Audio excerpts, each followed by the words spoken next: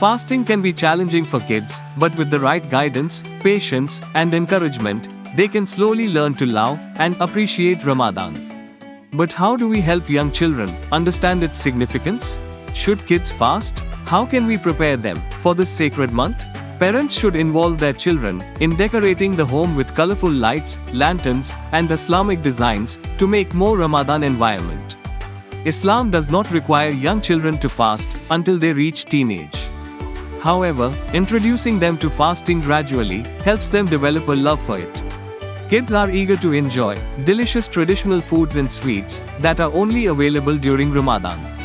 Parents should involve their children in helping out in the kitchen to prepare a variety of dishes for suhoor and iftar. For young children aged 4 to 6 years, the focus should be on teaching them the basics of Ramadan in a fun and engaging way. At this age, kids are curious and eager to learn, so parents can use Islamic stories, crafts, and games to explain the importance of Ramadan. As children reach the ages of 7 to 10 years, they can start to practice fasting in a more structured way. During this age, it's a good idea to encourage them to try few hours to half-day fasting. Parents can support their children by discussing how they feel during the fast and emphasizing the importance of patience and self-control. When children reach the ages of 11 to 14 years, they are often more capable of understanding and participating in half-day to full-day fasting. At this stage, parents can encourage them to try fasting for an entire day in weekends or holidays. Parents must prepare nutritious meals and encourage drinking water 1 or 2 days before fasting to ensure their children stay hydrated and healthy during the fasting period. Once children reach the age of 14 years and older, they are generally more capable of fasting for the entire day during Ramadan.